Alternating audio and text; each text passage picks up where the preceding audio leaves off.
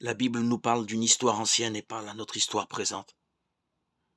Elle est l'écho d'une histoire, celle du peuple de l'Alliance, avant et après le Christ.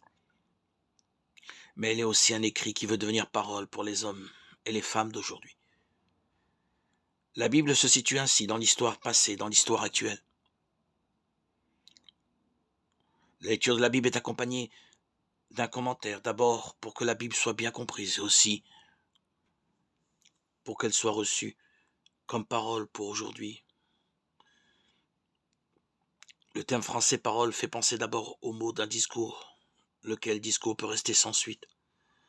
On n'est pas passé aux actes. Le terme hébreu biblique dabar signifie en revanche parole efficace. C'est la conviction de base de la Bible. La parole de Dieu fait ce qu'elle dit.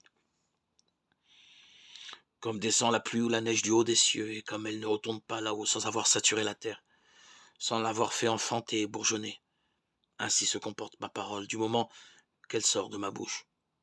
Elle ne retourne pas vers moi sans résultat, sans avoir exécuté ce qui me plaît et fait aboutir ce pourquoi je l'avais envoyée. Ésaïe 55, 10, 11. Pourquoi cette conviction? Parce que les hommes et les femmes de la Bible ont fait dans leur vie l'expérience de cette force de la parole.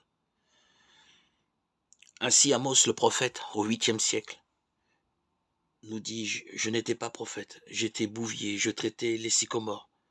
Mais le Seigneur m'a pris de derrière le bétail. Et le Seigneur m'a dit, va, prophétise à Israël, mon peuple. Le Seigneur Dieu a parlé. Qui ne prophétiserait? Amos 7, 14, 15. Et Jérémie avoue, quand je dis je n'en ferai plus mention, je ne dirai plus la parole en son nom. Alors la parole devient au-dedans de moi comme un feu dévorant. Je m'épuise à le contenir. Jérémie 29. Cette force de la parole existe déjà dans la simple parole humaine, quand elle est vraiment une parole allant du cœur au cœur. Elle porte ce qu'elle dit. Réconfort, joie, paix, pardon, relèvement. La simple parole humaine peut remettre en question, dénoncer le mal, renverser une situation.